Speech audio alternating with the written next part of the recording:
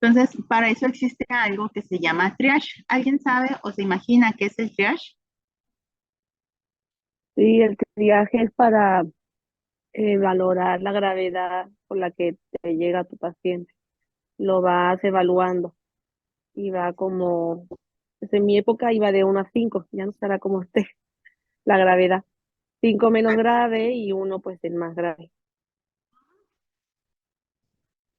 Pues acá en México utilizamos colorcitos. Entonces, los de primer contacto evalúan a los pacientes y clasifican a los pacientes en el triage, ¿no? Dicen, verde, ¿qué puede esperar? Y tienen un tiempo de espera. A lo mejor puede ser de 4 a 8 horas, ¿no? Naranja, no, pues tiene que ser en un lapso no menor de 4 horas, no mayor de 4 horas, y rojo, tiene que ser inmediatamente atendido.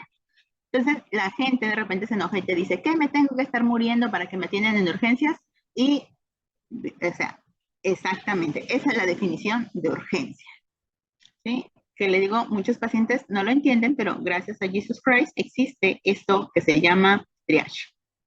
Y lo utilizamos mucho en urgencias y permite valorar precisamente las urgencias reales de las sentidas. ¿Por qué? Porque ese paciente que ya lleva 2 semanas tosiendo, pues en este momento sintió que era momento de ir a urgencias, pues dices, bueno, o sea, es una urgencia sentida, no quiere decir que sea una urgencia real, pero para eso están esas clasificaciones. Usuario, pues y es lo mismo que paciente, toda aquella persona que requiera y obtenga una prestación de servicios médicos. Y ahora sí, pues bien entrados en el expediente clínico, tenemos esta que es la norma oficial mexicana 004. ¿Por qué vemos la norma oficial mexicana? Pues porque estamos en México, ¿no? Entonces, tenemos que ver esta norma y aquí es donde probablemente estamos estudiando y donde vamos a ejercer. Entonces, fíjense bien, no ha sido modificada desde el 2000 con ella, pero acuérdense que la ley es cambiante. Entonces, se recomienda pues que de vez en cuando, a lo mejor una vez al año, pues nos demos una vuelta ahí de nuevo por la norma oficial a ver si hubo algún cambio. ¿Por qué? Porque conforme va avanzando la sociedad, van avanzando pues las creencias o lo correcto, lo incorrecto o los avances médicos, tecnológicos, pues van cambiando ciertos aspectos de la ley. Por ejemplo, mmm, actualmente, ¿no? O sea, antes que antes ni siquiera existía un expediente, ¿sí? ¿Qué te gusta? En 1500 no existía ni siquiera el concepto de asepsia y antisepsia. Entonces, todo va cambiando y la ley también va cambiando. Hay que estarnos actualizando al respecto. ¿Qué debe de contener esta norma oficial mexicana, este expediente clínico? Pues datos generales. Los datos generales van a tener tipo, nombre, domicilio del establecimiento, nombre de la institución a la que pertenece, razón social del propietario concesionario, nombre, edad, sexo, domicilio del paciente. Y ojo, los expedientes clínicos son propiedad de la institución, porque luego los pacientes, por ejemplo, si están siendo atendidos en medio particular, dicen, oiga, deme una copia de mi expediente. O sea, no, el expediente clínico es de la institución, ¿sí? Sea consultorio privado, sea particular. Lo que sí puedes dar es un resumen médico, pero el expediente solo le pertenece a la institución o al prestador de servicios médicos que lo genera. A veces los pacientes dicen, oiga, pero tiene mi información. Sí, pero al elaborarlo el médico, al elaborarlo todo, es del médico. ¿Sí me explico? Entonces, ¿cuánto tiempo tienen que ser conservados? Mínimo 5 años a partir de la última atención.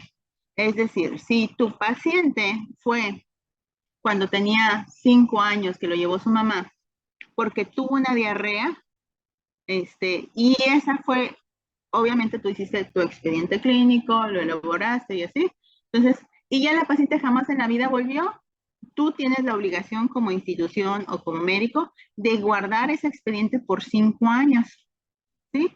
Y ya después lo pasas a archivo muerto, si no volvió a tener ninguna otra atención.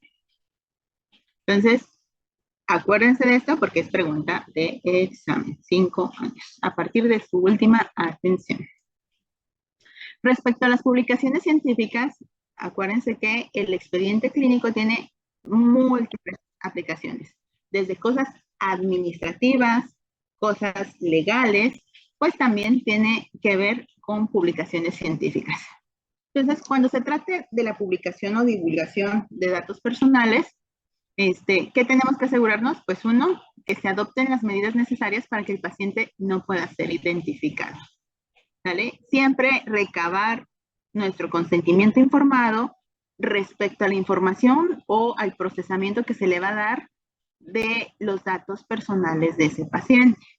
¿Sí? Y el paciente tiene que aceptar, por ejemplo, que se ha publicado su caso, ya sea que ustedes lo quieran exponer en un congreso o hacer su serie de casos o su investigación formal de decir, vamos a hacer un protocolo y va a salir, no sé, un artículo que recaba 150 pacientes, etcétera. Entonces, siempre tenemos que tener nuestros consentimientos informados y si ponemos imágenes, resguardar la identidad del paciente. No vamos a poner Juan Pérez. ¿Por qué? Porque podría ser identificado. Entonces ponemos letras, ¿no? A lo mejor Antonio Mendiola. ¿Sí? Entonces, así es como se debe de hacer respecto a los datos de los pacientes. Entonces, como les comenté, no podemos darle el expediente al paciente, jamás en la vida, eso jamás va a suceder, pero sí le podemos dar un resumen. Acuérdense que ese resumen debe de venir completo de todo lo que se le hizo durante la atención, pero también el paciente no puede llegar y decirle, deme un resumen, sino que tiene que haber un proceso legal precisamente por todas las implicaciones actuales que tenemos en esta parte de la ley. ¿Sí? Entonces, el paciente, para poder solicitar un resumen médico, o que un tercero lo solicite respecto a lo mejor, imagínense, es un paciente que le dio un EBC, ¿sí? Que está siendo atendido por el neurólogo en medio particular y le dio un EBC.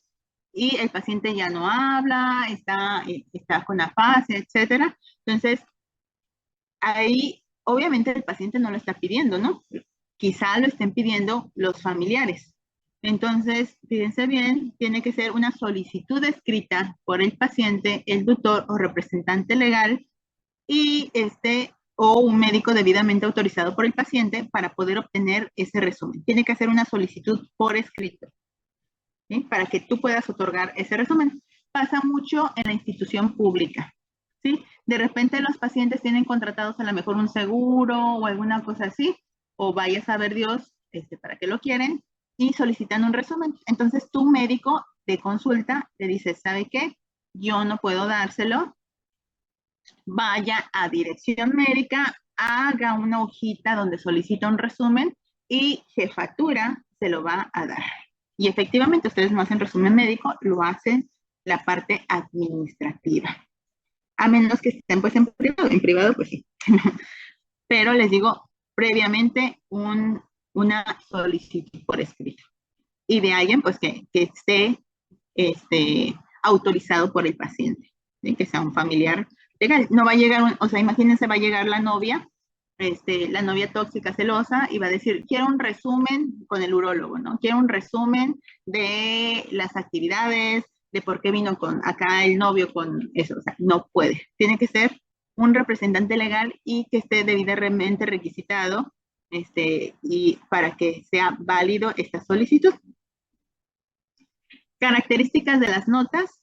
Todas las notas, en todos los expedientes, cualquier cosa que hagan, tienen que estar en lenguaje técnico médico.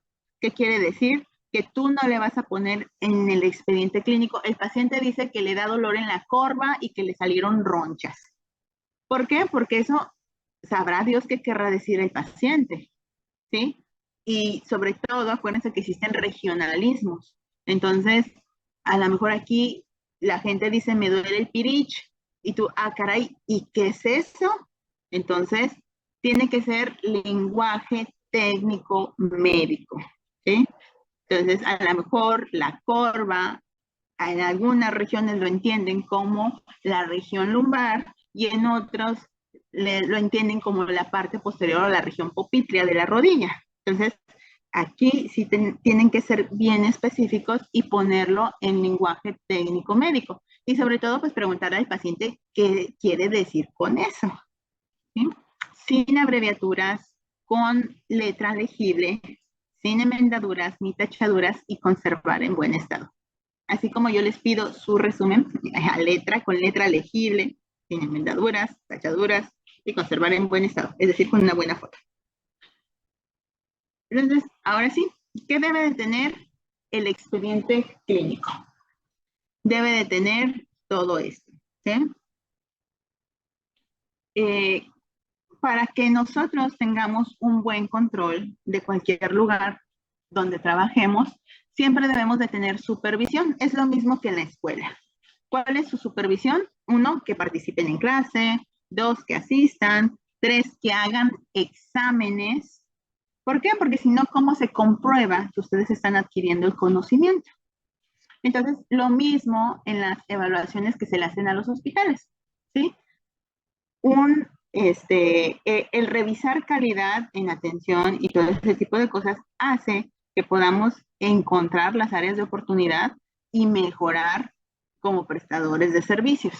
Entonces, se revisa el expediente clínico. Entonces, cuando hacen una auditoría de parte de los expedientes clínicos, sobre todo encaminado a la revisión del expediente clínico, tienen que revisar uno. Imagínense que llegan y llega supervisión y dice, voy a revisar este expediente clínico, vamos a ver que exista, a cuántos de ustedes no les ha pasado que van al médico y les dice, híjole, no me trajeron su expediente. Acuérdense que no todo es culpa del médico, ¿vale? ¿Por qué? Porque, sobre todo en institución, nosotros dependemos muchísimo del trabajo de miles de gentes, ¿no? Pero quien da la cara, quien le explica al paciente, quien está ahí, o sea, lamentablemente es el médico. Fíjense bien, en este caso de los expedientes clínicos, ¿quién más está interviniendo aquí? Pues el servicio de archivo. ¿Sí? Si archivo no tiene bien ordenados sus expedientes, pues no los van a encontrar y tu atención va a mermar. ¿Por qué? Porque no tienes el expediente clínico en físico. A lo mejor tienes parte en electrónico, pero a lo mejor se fue el internet y ya no tampoco tienes el expediente electrónico. Entonces, obviamente no te acuerdas de todos los pacientes. O sea, ves en promedio 20 todos los días, pues no te vas a acordar. Entonces, a nivel institucional, ¿no? Entonces, precisamente para eso son estas evaluaciones, para ver que la calidad de atención se esté dando de manera adecuada. Entonces, llegan, agarran la lista de los pacientes que están en la consulta y dicen, a ver, tráeme el expediente de fulanito, sutanito y manganito. Entonces, se los llevan y si les dicen, uy, no está, pues entonces tache. Ese expediente solicitado no está. Que tenga número único de identificación.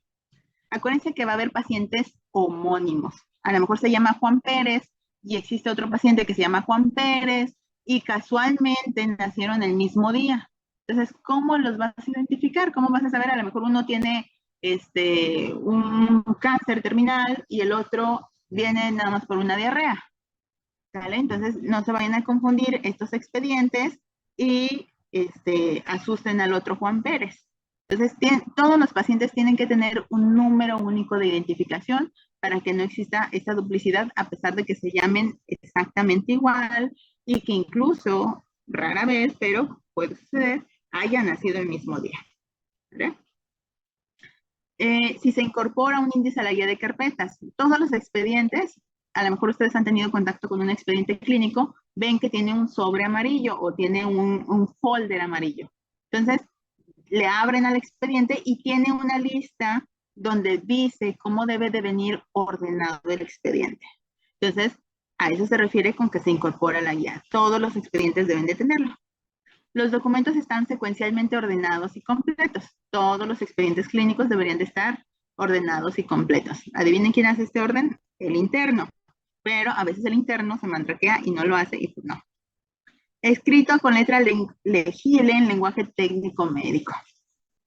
Entonces, acuérdense, todas las notas que nosotros ponemos siempre deben de ser en lenguaje técnico médico. ¿Para qué? A lo mejor el paciente, por X o Y razón del destino, dice, ya no me voy a atender aquí en Quintana Roo, me voy a mudar y me voy a ir a Tijuana, ¿sale? Entonces, las notas médicas, ejemplo, que vengan en el expediente electrónico, a lo mejor aquí en la península tenemos un montón de regionalismos, como les comenté, le duele el tuch, le duele el tirish, le duele, etcétera. Pues obviamente no va a estar eso puesto de esa manera, ¿sí? Sino con lenguaje técnico médico para que el médico que esté aquí, el médico que esté en Colombia, el médico que esté en Cuba, en el lugar donde ustedes quieran, pueda entender qué tiene el paciente, dónde le duele. Por eso es lenguaje técnico médico, que es un lenguaje universal. Sin abreviaturas, sin enmendaduras ni tachaduras. Y se anexa la lista de verificación de intervenciones quirúrgicas, ¿sí? Que le han hecho a este paciente. Y en todas estas notitas ya veremos que debe de estar nota preanestésica, nota prequirúrgica, nota quirúrgica, nota postquirúrgica, nota posanestésica. Todo lo que tiene que ver en relación a las intervenciones quirúrgicas también tiene que tener su orden y tiene que estar completo y la hoja de verificación de cirugía segura. Lo de cirugía segura es algo que se implementó hace relativamente poco, menos de 10, 15 años. ¿Por qué? Porque era muy común, por ejemplo, que dijeran, vamos a operarle el ojo, y si no verificaban qué ojo era, se le andaban quitando el otro. Entonces, la verificación de cirugía segura es como cuando enfermería también va a poner sus medicamentos, va a aplicar sus medicamentos. ¿Qué dice? Paciente correcto, medicamento correcto, dosis correcta, etcétera. O sea, van haciendo su verificación y lo mismo las cirugías. Paciente correcto, órgano correcto de lo que voy a operar y más si son bilaterales. Es decir, no le voy a quitar el riñón derecho, ¿por qué? Porque el que está enfermo es el izquierdo. Entonces, todo esto tenemos que verificar que exista en el orden y que se hayan hecho esta lista. ¿Dudas, preguntas hasta aquí? No, son conceptos que se están apenas familiarizando con ellos, pero poco a poquito los van a ir viendo y lo van a ver que es de todos los días.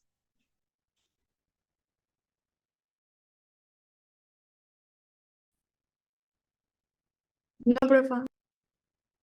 Entonces ya saben qué es un paciente, qué es un consentimiento informado, un resumen médico, una hoja de referencia y contrarreferencia, qué es un establecimiento de salud, etcétera, ¿no? Entonces, ficha de identificación. Esta propiamente ya es la historia clínica, ¿vale? La historia clínica completita, todo lo que debe de tener una historia clínica. ¿Bien? La historia clínica se va a elaborar en el primer contacto que tengamos con el paciente. No importa que ya lo haya visto el médico familiar, que ya lo haya visto no sé, a lo mejor el nefrólogo, porque es un paciente con diabetes, y ahora viene conmigo por un cáncer de piel. ¿Vale? Entonces, la historia clínica se hace siempre en el primer contacto que tengamos con el paciente para conocerlo bien. Dime, Karime. Por ejemplo, dentro de la historia clínica, ¿cree que tengamos que poner, por ejemplo, también religión en el sentido de que, pues, ve que hay religiones que no comen carne o no, o sea, que tenga como alguna relación con algún dato importante, por ejemplo? O sea, Así es. Precisamente esto lo podemos poner ya sea en ficha de identificación, que es así como, ahorita, conforme vayamos viendo esto, vamos a desglosar cada apartado, ¿vale? Pero efectivamente, religión, hábitos higiénico-dietéticos y todo eso son parte de la historia clínica. Y sí los tenemos que tener y vamos a ver la importancia del por qué. Ejemplo, como tú lo dijiste, lo de la religión, con quienes batallamos mucho, específicamente los quirúrgicos, o sea, yo que opero, es sobre todo con testigos de Jehová, ¿sí? No porque se les niegue la atención en el aspecto de que digas, ay, no sé, no me gustan los testigos de Jehová, etcétera, bla, bla, bla, para nada, no es discriminación, sino el detalle es que no quieren donar sangre, ¿sí? Para cualquier procedimiento quirúrgico. Entonces, hay procedimientos quirúrgicos que tú dices, ok, no me va a sangrar, es la exéresis de un lipoma de 1 centímetro, pues dices, "Ah, no pasa nada, ¿no? No va a sangrar, no le va a pasar nada". Pero imagínate que ese mismo paciente tenga un problema en el hígado, un tumor ahí, que nosotros necesitemos resecarlo, es imposible meterlo al quirófano sin que tú estés preparado. Volvemos a lo mismo. Nuestra desconocimiento de la ley no exime nuestra responsabilidad. Entonces, la religión, para nosotros, acuérdense que las instituciones de salud son agnósticas. Es decir, a mí no me importa si eres testigo de Jehová, católico, cristiano, mormón, satanista, lo que tú quieras ser es tu vida particular y tu vida privada. Pero nosotros, como institución de salud, prestadores de servicio, tenemos una política que está basada en protocolos estandarizados. ¿Y qué crees? Para cirugías mayores necesitas donación de sangre. Que tu religión no te permita que te transfundan sangre, no significa que yo, médico, si tú me estás sangrando, te voy a dejar morir. ¿Sí me explico? Entonces, ¿por qué? Porque a lo mejor tú dices, yo quiero respetar la voluntad del paciente en este rubro, entonces, pues no le voy a transfundir sangre y ¿sabes? Se muere el paciente. Pero llega un familiar que no es testigo de Jehová y te demanda y te dice, este doctor se desangró mi familiar y no le quiso poner sangre, a pesar de que estábamos en un hospital, es un recurso disponible y la indicación está perfectamente clara. ¿Sí? O sea, si se está desangrando, no lo vas a dejar de sangrar, tienes que ponerle sangre. ¿Sí? Entonces, te demanda y ¿quién crees que va a ganar la demanda? Obviamente el familiar. ¿Por qué? Porque es tu responsabilidad preservar, resguardar la vida y utilizar todos los recursos disponibles para tener ese objetivo. Entonces, sorry, no sorry, la parte que llegan de repente los testigos de Jehová, porque hasta te llevan a su abogado, y dicen, no, que la eritropoyetina, que no sé qué, créanme, no existe ninguna otra cosa para sustituir el volumen sanguíneo cuando tenemos un sangrado masivo. No existe nada, ¿sí? Ni el recuperador celular, que puede ser una opción, funciona de tal manera. ¿Por qué? Porque se pierden factores de la coagulación, etcétera, y caemos en una coagulación intravascular diseminada. Entonces, este detalle sí lo tenemos que dejar bien en claro y sobre todo cuando vamos a intervenir a un paciente en el consentimiento informado. ¿Sí? Aunque el paciente no quiera, pues entonces no le puedes negar definitivamente la atención, pero sí poner sus protocolos y decirle, ¿sabe qué? Si llega el momento en el que usted necesite sangre, discúlpeme, pero le voy a poner sangre. O sea, usted no me puede decir cómo hacer la parte de mi trabajo donde ya está en riesgo su vida, ¿sí? Ni los familiares, aunque estén afuera y que también sean testigos de Jehová, o sea, no se van a meter al quirófano y te van a decir, no, doctor, le voy a agarrar las manos y no le voy a dejar ponerle sangre al paciente. Dime, Iván. Entonces, no se puede administrar un tratamiento con pacientes si no lo consientes, más tema de películas en Estados Unidos. Sí. Parece que nosotros nos regimos. Ajá, si quieres bajarle a tu gracias. Nosotros nos regimos por 4 principios bioéticos. ¿Vale? ¿Alguien se sabe esos principios bioéticos? Son 4, ¿no? Son 4, efectivamente. ¿Cuáles son? A ver, Elizabeth, ¿alguno que te sepas de esos principios bioéticos? La verdad no me acuerdo de ninguno ahorita. Bueno, el primerito, fíjense, es autonomía. ¿Sí? Es decir, el paciente decide su tratamiento, decide básicamente todo, ¿no? No maleficencia, justicia y beneficencia, ¿sí? Son los 4 en los que se rigen Esos. Entonces, el prioritario y el que rige, digamos, a todos es el de autonomía. ¿Qué significa? Que un paciente consciente, en sus, perfectamente en sus facultades mentales, sí puede decidir eso. Pero ¿qué creen que pasa con el choque hipovolémico? ¿Cuál es la primerita cosa que pierde el paciente? Precisamente la autonomía, ¿no? Está en choque. El paciente ya ni siquiera está pensando, se está muriendo. Entonces, al perder la autonomía, ahí es donde nosotros entramos y tomamos la decisión. ¿Sí? Entonces, es por eso que a lo mejor imagínense este escenario. Ustedes tienen su paciente testigo de Jehová y que les dijo, no quiero, no acepto mi transfusión sanguínea. Y tú dices, ok, sí, o sea, está bien. Tú sabes perfectamente que si ese paciente se empieza a desangrar, tú le vas a poner sangre. No importa lo que haya dicho el paciente ni lo que hayan dicho los familiares. ¿Por qué? Porque en cuanto se empieza a desangrar, va a caer en un estado de choque y pierde su autonomía. ¿Sí? Principalmente por eso. Y ya, tú le salvas la vida al paciente, lo transfundiste, etcétera. Y ya después el paciente se enoja mucho y dice, ya no voy a entrar al reino de los cielos, ya voy a ser un muggle, ya, o sea, mi vida social, porque la religión es una situación social, mi vida social, y lamentablemente, pues, o sea, los tratan mal a los que se transfundieron, ¿no? O sea, es como algo muy raro, pero bueno, sucede.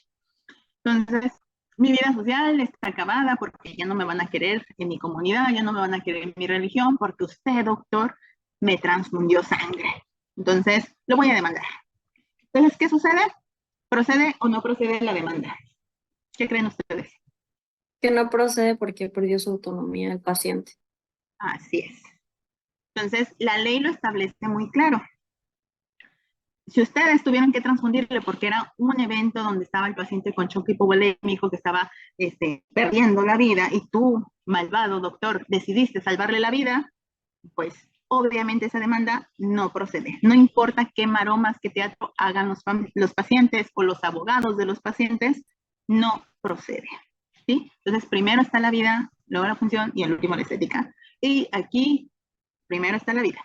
¿Vale? Entonces, no procede. Ahora, lo contrario, lo que ya les expliqué. ¿Qué pasa si si el familiar dice, yo no soy testigo de Jehová y me enteré que se estaba muriendo, pero que los otros familiares que estaban aquí también decían que pues no se le transfundiera, pero yo sí la voy a armar de pedo? ¿Por qué? Porque ustedes dejaron de sangrar a mi paciente y tenían el recurso de la sangre y no se lo transfundieron. Entonces, ¿ahí qué pasa? Ahí sí, créanme que ustedes van a estar intercambiando cigarros en el reclusorio. ¿Por qué? Porque aquí sí procede la demanda y si se demuestra que ustedes tuvieron negligencia médica, porque esto sí es una negligencia, que tú sabías cómo actuar, tenías los recursos y todo, y aún así no lo hiciste por la razón que tú hayas querido, que a lo mejor que tú dices, yo quería respetar el deseo del paciente, pero caray, se te estaba muriendo el paciente y no hiciste nada. Esto sí es una negligencia. Entonces, ahí sí procede la demanda y tú, querido médico, te vas al bote. ¿Vale? Entonces, ojo con eso. Entonces, la religión sí es un aspecto y un rubro bien importante que nosotros tenemos que meter en la historia clínica. ¿Sí? Y siempre cuando hacemos nuestros consentimientos informados, tenemos que dejarle bien en claro al paciente que esta situación puede presentarse, que tú vas a hacer todo lo posible por no transfundirle sangre, siempre y cuando no esté en riesgo su vida. Si lo amerita, discúlpame, pero no tenemos otro recurso en el mundo para sustituir la pérdida de sangre en agudo. Nunca en la vida. Se tiene que hacer con un hemoderivado. ¿Sale? ¿Dudas, preguntas al respecto? Todo claro, doctor. Bueno, entonces eso viene pues dentro de la ficha de identificación y también se podría estar incluido dentro de los no patológicos. Antecedentes heredofamiliares, personales patológicos, padecimiento actual, que ya lo habíamos visto cuando hicimos la presentación, exploración física, que debe de tener todo. Ojo, signos vitales también son bien importantes. Estos no hay que inventárnoslo, porque es súper común que hagan una nota que se los inventen. Hay que ver qué dice la hoja de enfermería, pues para ponerlos ahí en sus signos vitales. ¿Por qué? Porque eso también tiene implicaciones legales. Imagínate que te llega un paciente a la consulta y que tú le veas que tiene TA 200/180. Y tú dices, ah, caray, está en una emergencia hipertensiva. Entonces, esto, les digo, es un caso real que le pasó a un médico en Guadalajara. ¿Sí? Identifica que tiene esto, lo anota en sus notas 220/180 y aparentemente el médico pues le da la recomendación al paciente, a la paciente, específicamente a una mujer, que vaya al área de urgencias. Sí, aquí hay dos versiones, ¿no? La que el médico le dijo y la otra que dicen los familiares que el médico no le dijo absolutamente nada. Entonces, por eso les digo, todo debe estar registrado y debidamente requisitado. Aquí, ¿qué debe haber hecho el médico? Hacer una hoja de referencia. ¿Por qué? Porque en un consultorio médico, pues no vas a tener una emergencia hipertensiva. Tiene que estar hospitalizada. ¿Sí? Entonces, hacer una hoja de referencia, ¿para qué? Para que esa paciente se fuera al área de urgencias y se hospitalizara y pues estuviera monitorizada y que le dieran tratamiento. Pero este médico anotó sus signos vitales y todo, pero nunca hizo esa hoja de referencia. Entonces llega la paciente a su casa, le da un EBC, se muere y luego dicen cómo, pero se acaba de ir a la consulta, cómo no identificaron que estaba mal, porque no la mandaron a urgencias y los familiares hacen un quilombo y van, demandan al médico. Luego ya en la revisión del expediente clínico, de todo ese tipo de cosas, ven que efectivamente en los signos vitales estaba 220/180 y que no hubo esa referencia a un área de urgencias. Entonces, consejo, siempre que se encuentren alguna situación alarmante con los signos vitales, mándelos a urgencias, pero que quede registrado en su expediente clínico la hoja de referencia donde ustedes lo enviaron. ¿Qué hubiera pasado? Si este médico hace su nota de referencia, pues queda su registro en el expediente electrónico de que se envió a urgencias. Ya si la paciente, aún con esa hoja, decide no ir, pues es pedo de ella, ¿no? Entonces, si los familiares demandan y dicen, no, que no sé qué, que no lo vieron, que no lo, etcétera, dice, miren, aquí yo me amparo con que tengo mi hoja de referencia y yo la envié. Que no haya querido ir es otra cosa. ¿Sale? Entonces, signos vitales, en la exploración física, en lo que ustedes encuentren, todo es importante y todo está sujeto a juicio. Por eso les digo, ojo con todo lo que escribimos, que todo lo que escribimos sea de acuerdo a lo que nosotros queremos para el paciente en el contexto de mejorar la salud o de identificación de datos de alarma que pudiera comprometer la vida, órgano o función del paciente. ¿Sí? Entonces, fíjense lo que unos signos vitales puede ocasionar. Sí, tampoco es como que, yo le voy a poner que todo está normal, porque pues no, o sea, tenemos que poner la realidad y si identificamos que eso está mal, pues es porque está mal y tú como médico estás identificando un riesgo a la salud y lo estás enviando al lugar correcto, que es urgencias. Ya si el paciente no quiere ir, pues es pues su problema, ¿no? Resultados previos y actuales de los estudios de laboratorio, gabinete, etcétera, también estos deben de estar incluidos en el expediente. Tratamientos empleados, resultados obtenidos, medicamentos, vías, dosis, etcétera. Diagnósticos, problemas clínicos y siempre en todos, ojo, siempre en cualquier cosa que hagan documento debe de ir fecha, hora y de nosotros, nombre completo, cédula profesional y firma del médico. ¿Por qué? Porque luego también aquí hay ciertos problemas, ¿no? Sobre todo, por ejemplo, en institución, que de repente los mismos estudiantes tienen la clave de la cédula y todo eso del médico. Y imagínense, por ejemplo, yo soy del turno vespertino, entonces en la institución pública soy del turno vespertino, entonces digo, de repente que encuentre yo notas en el turno matutino, en el turno nocturno mías, y ese paciente se murió, entonces los familiares demandaron y que me digan, a ver doctora, usted estaba en esta fecha porque hay una nota suya. Entonces tú puedes decir, acá ni siquiera estoy de turno, esa no es mi firma, alguien agarró y hizo notas a mi nombre. ¿Sí me explico? Entonces, por eso siempre tenemos que cuidar bien esto, y revisar horas, y firmas. Que todas nuestras notas estén firmadas.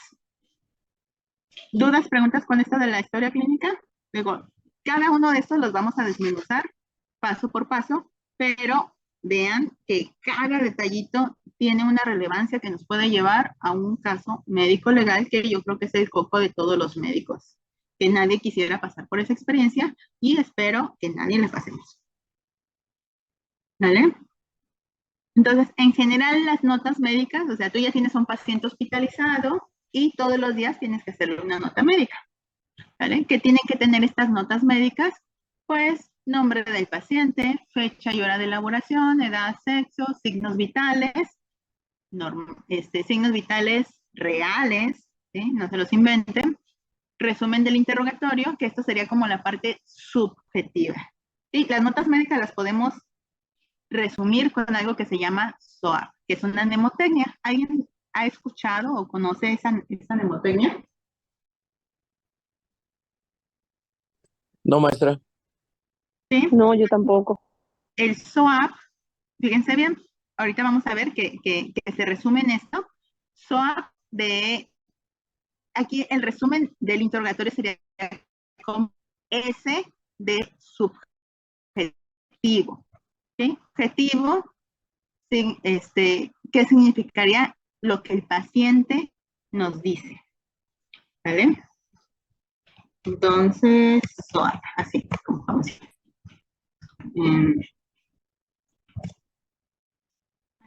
Estoy enviando a Alejandro.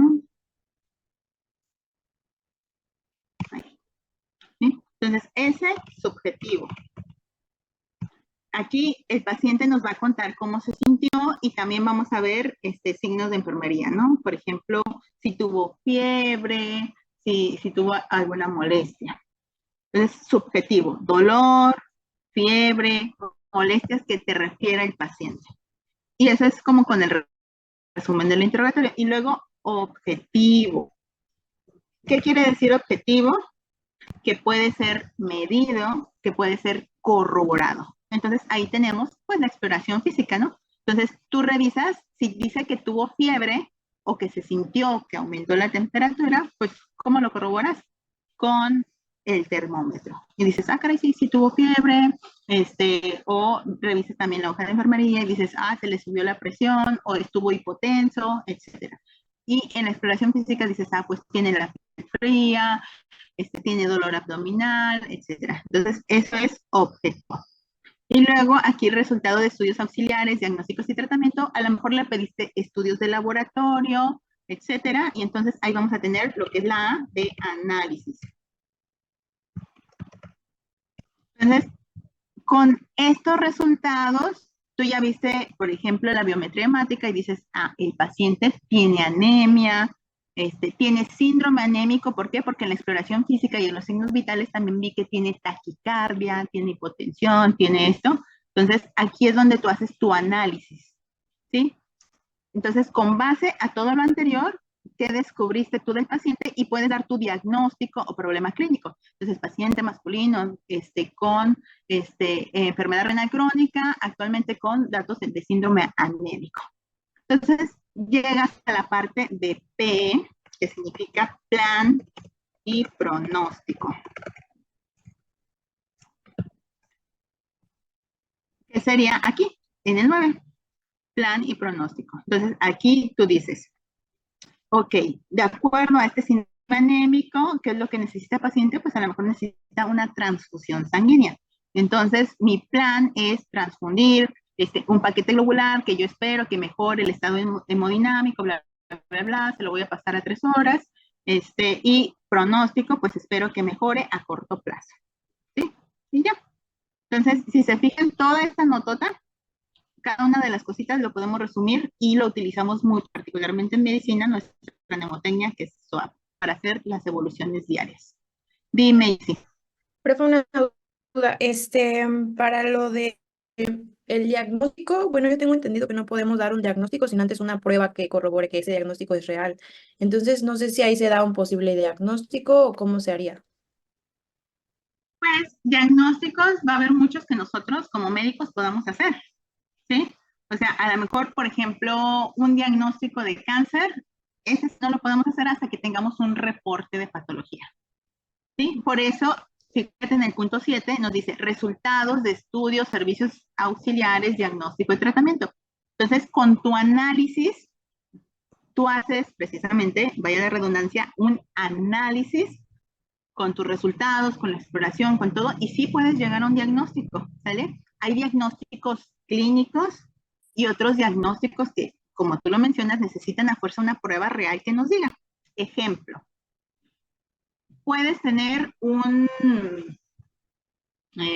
por eso hay dos términos que tenemos que conocer muy bien.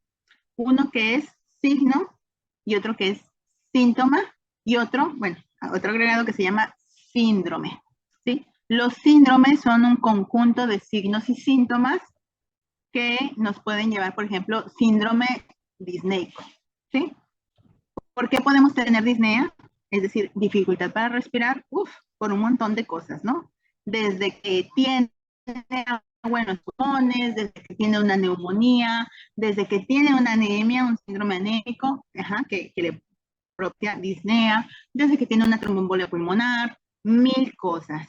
Entonces, diagnóstico lo podemos poner como probable, o sea, un diagnóstico sería síndrome disneico, y entonces ya pones tu secundario, como revisaste al paciente, viste que tiene alteraciones en el ritmo, ruidos cardíacos, y por toda la clínica tú sospechas que ese síndrome disneico es secundario a una cardiopatía, pues puedes ponerle síndrome disneico probablemente secundario a una cardiopatía. Y entonces a lo mejor con esto ya justificas en tu plan que le voy a hacer un eco transtorácico, ¿sí? No sé si respondí tu pregunta, pero diagnósticos sí los podemos hacer con diagnósticos sindromáticos. Ya lo vamos a ver cuando veamos la parte de neuro, que ahí lo desmenuzamos un poquito más, que es diagnóstico nosológico, diagnóstico sindromático, topográfico, anatómico, patológico. O sea, hay un chorro de variantes de diagnóstico y claro que sí las podemos realizar nosotros, ¿sí? Y precisamente con pura clínica, por eso les digo, el 80% de nuestro diagnóstico lo podemos hacer con una muy buena exploración física e historia clínica.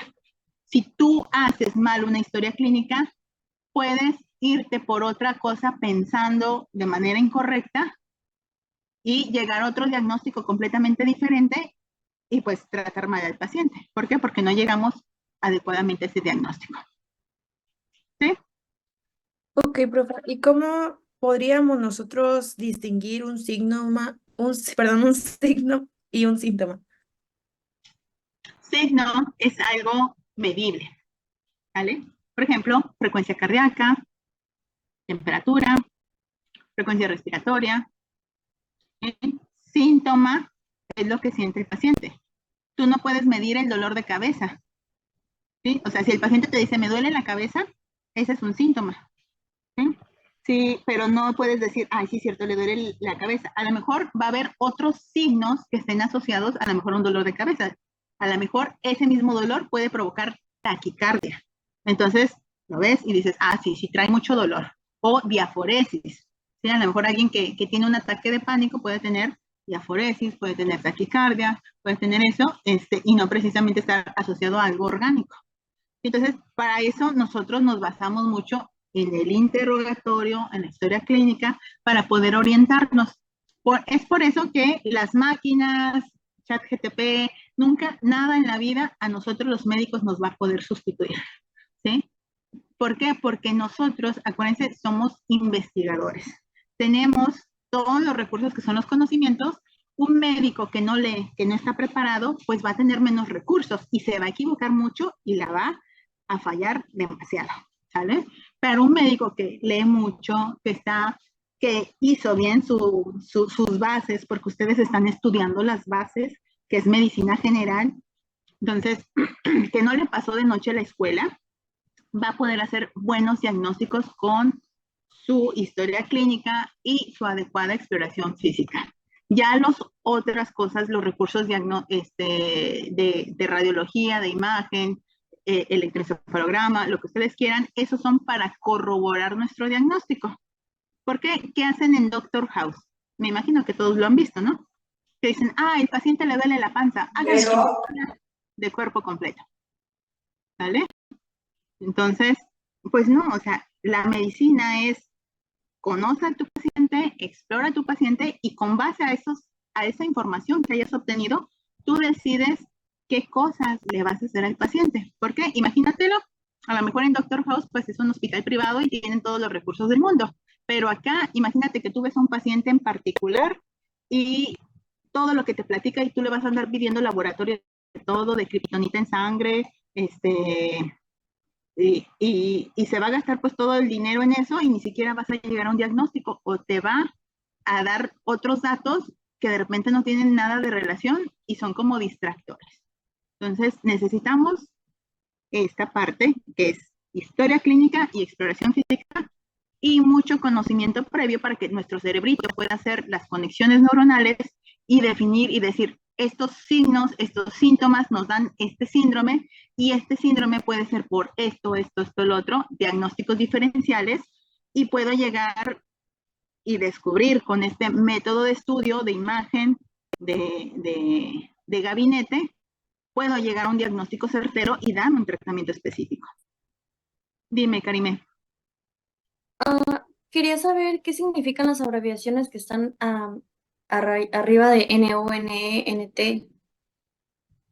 Son las notas que vamos a ver posteriormente, pues, de nota preoperatoria, nota anestésica, nota quirúrgica, ya las vamos a ir viendo en cada una que vayamos viendo. Pero en general, pues, estas notas médicas, ¿no? Por ejemplo, aquí, nota de urgencias, NU, nota de urgencias, ¿sí? Nota de evolución, NE, nota de traslado, NT, ¿sí? Pero te digo, en general, las notas tienen como por eso dice aquí, en general de las notas médicas, y ahí te engloba nota de urgencias, nota de traslado, bla, bla, bla. Digo, y para que puedan saberlo bien también, pues hay que revisar su norma oficial mexicana de historia clínica. ¿Alguna otra doctora?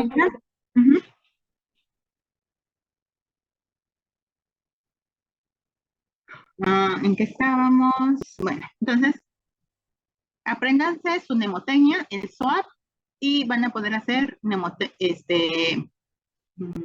notas clínicas completas, ¿sí? Que no se les va a pasar ni olvidar nada. Entonces, aprendan a ser metódicos. Si ustedes hacen las cosas de la manera adecuada desde la primera vez, pues todo el resto de su vida lo van a hacer de la manera correcta, bien, ¿sí? Porque acuérdense, si no se corrigen ahorita, los va a corregir la vida. Y eso es algo bien real.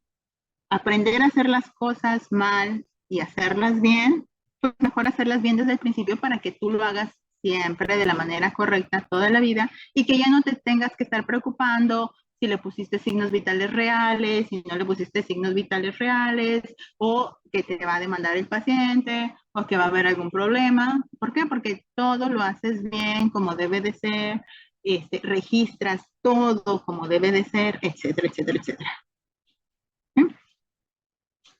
Entonces, nota de urgencias. Las notas de urgencias son diferentes que las notas de evolución. ¿Por qué? Porque la nota de urgencias, ¿qué es un servicio de urgencias? Pues un servicio de urgencias es algo donde, caray, está en peligro la vida, ¿sale? Entonces, aquí se hacen un poquito diferentes. ¿Por qué? Porque lo que importa es la atención inmediata. ¿Cómo lo haces? ¿Por qué? Porque de eso puede depender la vida o la muerte del paciente, ¿sí? Una urgencia real estamos hablando, ¿no? No del señor que viene porque ya tiene 2 semanas con tos y ahorita no lo dejó dormir. Y por eso viene urgencias. Motivos reales, ¿eh? Entonces, ¿cuál es el motivo de consulta? A lo mejor el paciente diabético, hipertenso, y el motivo de consulta viene por dolor precordial. Entonces tú dices, caray, con esos antecedentes y con este motivo de consulta, pues yo tengo que descartar que no vaya a tener un infarto, ¿sí? Entonces, aquí anotamos pues el motivo de consulta, el estado mental del paciente. ¿Por qué? Porque el estado mental hace que tomemos decisiones en el área de urgencias. ¿Alguien conoce lo que es la escala de Glasgow? No. Bueno, creo que es como contar para saber el estado de conciencia del paciente. O sea, cuentas determinados puntos y sabes si el paciente está consciente o no. Midiendo por ejemplo, si puede ver, si puede reaccionar, si puede hablar. Muy bien, entonces tenemos motor, ocular y verbal. Son las cosas que se evalúan en la escala de Glasgow. Y si es a la orden o si incluso tú tienes que provocar un estímulo doloroso para que pueda reaccionar el paciente. Entonces, esa es la escala de Glasgow y créanme que se la tienen que aprender, ¿sí? Preguntas de examen. Entonces, esta escala de Glasgow es fundamental para los servicios de urgencias. ¿Por qué? Porque si tomamos decisiones respecto. Imagínense que recogen a un paciente en la calle, lo encontraron tirado con pérdida del estado de alerta. Entonces, el urgenciólogo, cuando inmediatamente llegan los paramédicos, le dicen, mira, encontramos a este señor en la calle, bla, bla, bla, etcétera. Entonces, lo primerito que hacen es revisarle el estado mental del paciente. ¿Por qué? Porque tú no sabes si ese paciente lo atropellaron, está borracho, qué fue lo que le pasó. Entonces, haces todo esto, ¿no? O sea, la parte verbal, señor, se encuentra bien, dónde estamos, etcétera. Si no contesta, pues tiene un uno, ¿no? Y luego la ocular, ¿sí? Abre los ojos, no los abre, solo el dolor, etcétera. Entonces, lo vas sumando y si toda tu suma te da menos de 8, ¿qué crees? Ese paciente necesita estar intubado. ¿Por qué? Porque tiene riesgo de que algo a nivel del cerebro esté mal y esté involucrado el centro respiratorio y se pueda morir ese paciente. Entonces, por eso la escala de Glasgow es fundamental que la revisemos. Dime, Iván. ¿El Glasgow se puede usar como criterio para intubación? O sea, si conoces, por eso les decimos, contexto de urgencias. Estado mental, Glasgow, menor de 8, intubación. ¿Por qué? Porque ese paciente no responde a nada, entonces está en peligro la vía aérea y hay que asegurarla. Entonces sí es un criterio de Gracias. De nada.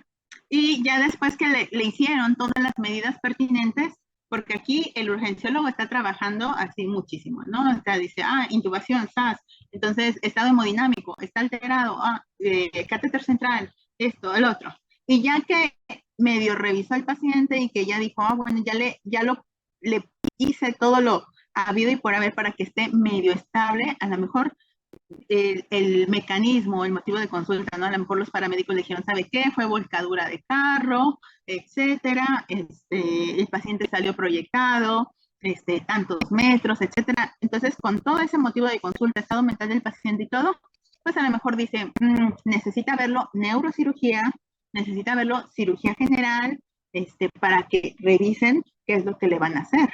Y entonces aquí es donde ¿se acuerdan lo que les dije? ¿Qué haría? Una nota de referencia o una interconsulta.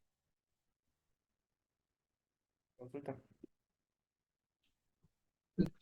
Nota de referencia, nota de referencia. No, si estamos en un hospital de segundo nivel, Una interconsulta. una interconsulta. ¿Por qué? Porque en urgencia, o sea, si es una urgencia, o sea, de un hospital, porque los paramédicos no te lo van a llevar nunca, sobre todo un paciente que encuentra tirado en la calle o de un accidente automovilístico o algo, jamás en la vida te lo van a llevar a una unidad médico familiar. ¿Por qué? Porque saben que ahí lo único que hay son médicos familiares que te resuelven diarreas, control del embarazo, control del diabético, que te resuelven todo lo básico de atención primaria. Pero atención secundaria, cosas que tienen que ver, o sea, en un segundo nivel o atención secundaria, siempre vamos a tener mínimo las 4 especialidades troncales. ¿Alguien sabe cuáles son esas? Las 4. Si no me equivoco, es traumatología y ortopedia, cardiología y No, no me acuerdo cuál es las otras dos. Cirugía general y Cirugía gineco general son es unas. una troncal, gineco es otra, medicina interna, y pediatría. Son las 4 ramas troncales, ¿vale? Y la mayoría de todos los hospitales de segundo nivel, es decir, donde ya va un paciente que se puede hospitalizar, van a tener mínimo esas 4. ¿Sí? ¿Podrías Entonces, repetirlos, por favor? medicina interna, cirugía general, ginecología y obstetricia y pediatría. ¿Por qué? Porque ahí resuelven pues la mayoría de las cosas, ¿no? Si un niño se enferma, pues ahí va, lo ve el pediatra, etcétera. Si tiene apendicitis, lo resuelve el cirujano.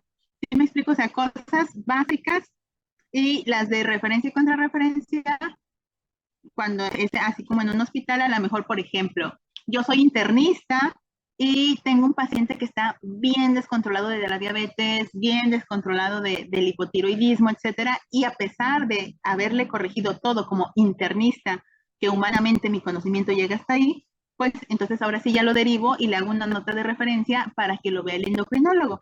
¿Por qué? Porque con el tratamiento habitual, que la mayoría, digamos el 90% de los pacientes que puedan tener esa enfermedad responden, este paciente no ha respondido. Entonces, necesito que lo vea el subespecialista, que es el endocrinólogo.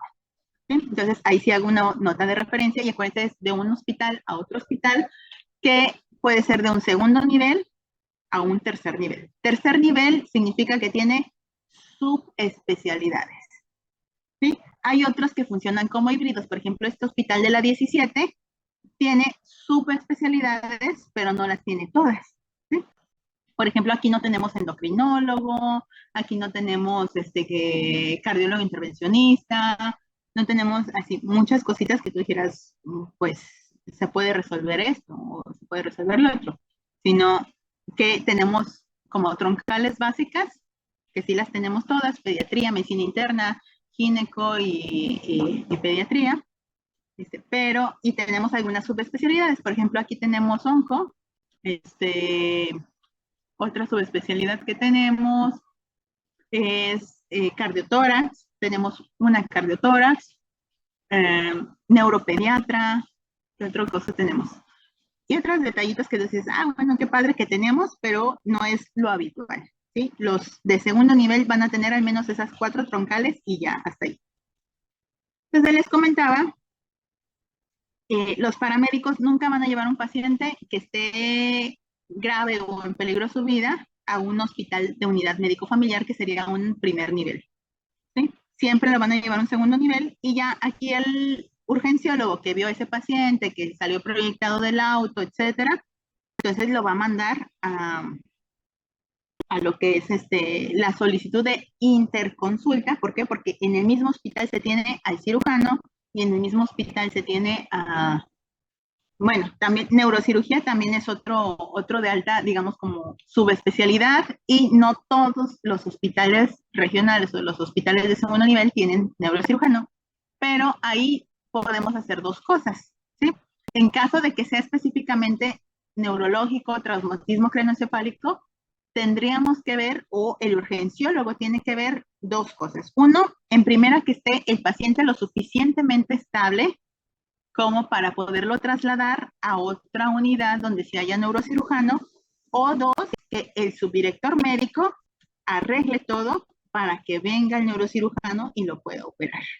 Si es que hay los recursos en el hospital, que generalmente, pues, lo de cirugía más que nada es drenaje de hematoma y todo, y probablemente sí haya la posibilidad de hacerlo, ¿no? Entonces, por eso aquí en la nota de urgencias se menciona destino del paciente después de la atención de urgencias. Entonces, obligación del urgenciólogo, tratar de estabilizarlo, ¿vale? La atención de urgencia verdadera, no la tos del señor de 2 semanas, sino urgencias reales de acuerdo al triage que ameriten atención primaria inmediata. Y también aquí se precisan todos los procedimientos del área de urgencias. Aquí, ¿cuáles fueron sus procedimientos? Pues que le intubó, que le puso su catéter, a lo mejor que le transfundió unidades de sangre, etcétera. Entonces, ojo aquí, acuérdense que cada uno de los procedimientos, aún así, si este paciente estuviera con un estado neurológico donde obviamente perdió su autonomía. ¿Por qué? Porque el paciente no consintió y dijo, sí, intúbenme, por favor, porque si no me muero. Sino que dijo el médico, yo tomo la decisión. ¿Por qué? Porque tiene un estado neurológico de un Glasgow de 8, lo tengo que intubar. Entonces, esa decisión o esos consentimientos informados, ¿cómo se imaginan que se llenan? Alejandro.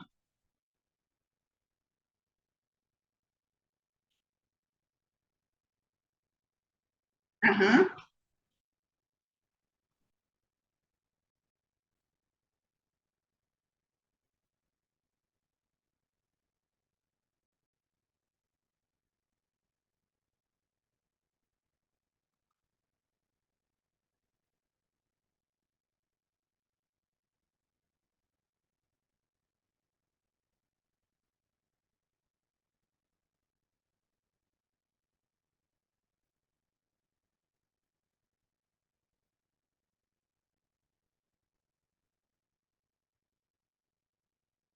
Ujú. Ahora imagínate, bueno, o sea, obviamente sí se buscan a los familiares, pero imagínate que sea un desconocido, alguien que recogieron en la calle.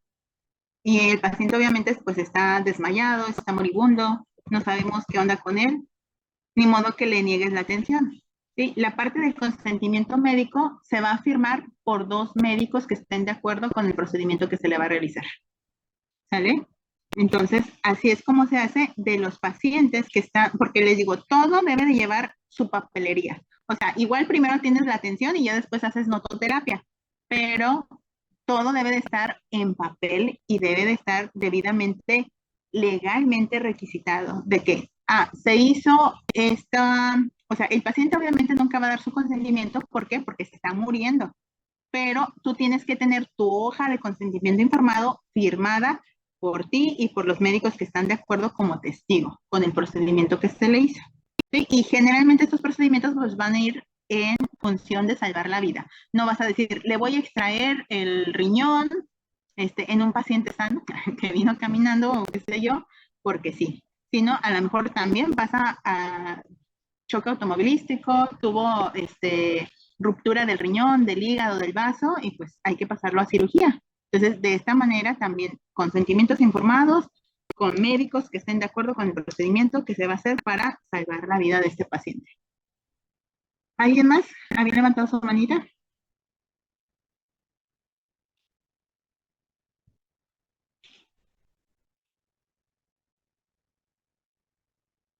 Bueno, entonces fíjense bien, porque ya los voy a dejar prácticamente ir.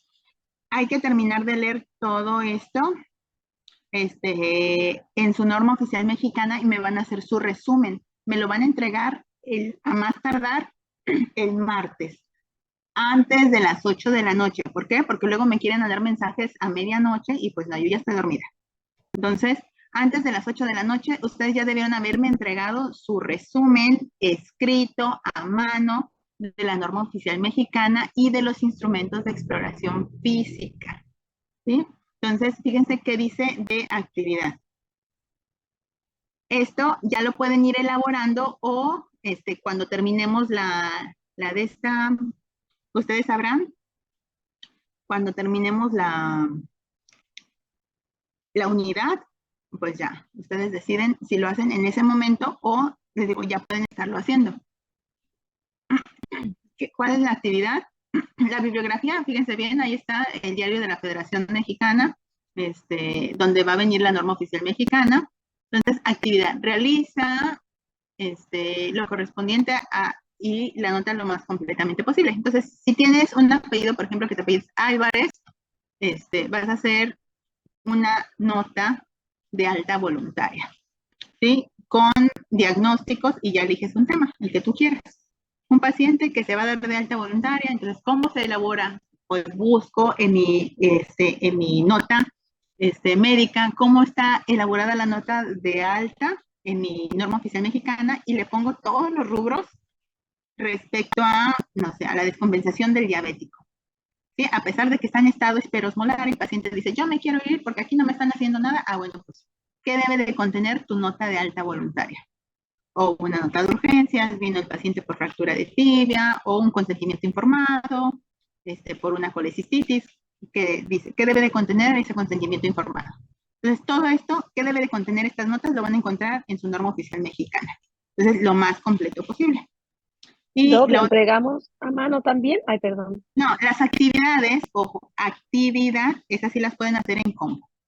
¿Por qué? Porque es algo bien individualizado, ¿sí? O sea, eso no es como que lo vayan a copiar de alguna parte. Ustedes lo van a hacer. Suyo Ok, de su gracias. trabajo original. Pero el resumen sí tiene que ser a mano. ¿Por qué? Porque es la única forma en que yo me doy cuenta que ustedes leyeron el tema, ¿no? Y actividad 2, realizar las medidas antropométricas y signos vitales de su familiar que ustedes quieran, ¿no? Y enviar fotito o video, como lo sugirieron ustedes, con medidas y signos, cómo están tomando la presión, cómo están, para eso ya debieron haber leído también esta parte, ¿no? De cómo se utilizan, para qué sirven y todo ese tipo de cosas. ¿Sí? ¿Por qué? Porque acuérdense, o sea, el baumanómetro, aunque no lo crean, tiene un instructivo.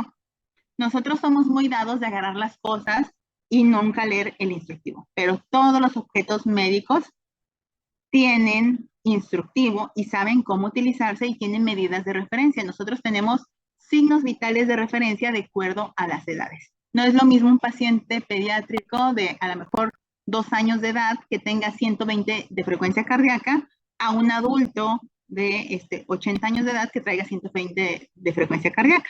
A lo mejor en el pediátrico es normal, pero en un adulto mayor, pues claro que no. ¿Vale? Entonces, eso es lo que tienen que ver. ¿Sí? Le digo, esto lo pueden adelantar, la actividad sin ningún problema, pero lo que sí va a ser obligatorio para la próxima clase, el martes antes de las 8 de la tarde, de la noche, sería su resumen médico hecho a mano y fotito por el WhatsApp. Digo fotito, no quiero que me lo manden en PDF. ¿Por qué? Porque luego me tardo más revisándolos. Entonces, en foto ya nada más deslizo y lo reviso más rápido. ¿De acuerdo? ¿Dudas, preguntas? ¿De cuántas cuartillas va a ser el resumen, maestra? Eso es dependiendo de ustedes, ¿vale? Si tú Ok. crees, porque acuérdense que este resumen que ustedes van a hacer es para ustedes. O sea, literal no es para mí, es su conocimiento donde ustedes, cuando hagamos los exámenes, pueden estar estudiando. ¿Por qué? Porque ya lo leyeron, ya lo revisaron y tú crees que ese es el conocimiento. Entonces, obviamente, si nada más me ponen aquí, así como título y subtítulos, pues eso no es un resumen adecuado, ¿no? O sea, tienen ustedes que ser capaces de sintetizar la información, como diría la gente, conciso y conceso. Y si hay buenos resúmenes y malos resúmenes, tampoco se trata de transcribir todo el artículo, todo el programa, sino así como, ¿qué es lo que entiendo? Ustedes tienen que hacer ese ejercicio mental. ¿Por qué? Porque lo van a ocupar toda la vida. ¿Sí? Toda la vida. Vamos a leer temas y tenemos que hacer nuestros resúmenes, etcétera. Y esta habilidad nueva que van a adquirir, que es leer antes de cada clase, es algo que tendrían que hacer en todas sus clases. ¿Sí? ¿Dudas, preguntas? Profe, yo tengo una duda. ¿La actividad para cuándo se entregaría? ¿Perdón, el qué? La actividad que nos dejó, ¿para qué fecha se entregaría? Esa, acuérdense que todavía nos falta de esta unidad. Entonces, ya cuando terminemos es como cuando queda la unidad y se les juntaría con el resumen de la siguiente unidad. ¿Sí me explico? O ustedes pueden irla adelantando. Ok, entiendo, gracias. ¿Alguna otra pregunta? Sí, ¿No? doctora, Maestra. ¿y todo esto va a estar en Brightspace? Sí, va a estar la diapositiva visualizada en Brightspace, y la norma oficial la buscan en Google, porque ahí está. ¿Vale? Y algo que no me quedó muy claro, ¿la entrega va a ser directamente por su correo o por Brightspace? No, al WhatsApp. Va, de acuerdo. Al WhatsApp. ¿Podría volver a pasar su número? Porque no me puedo incorporar al inicio de la clase. Por favor. Ok.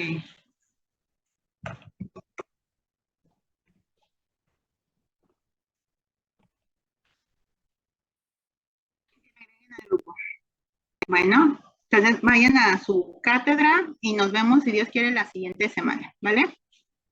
Bye. Estudien. Bye, doctora, gracias. Gracias, hasta luego. Buen día.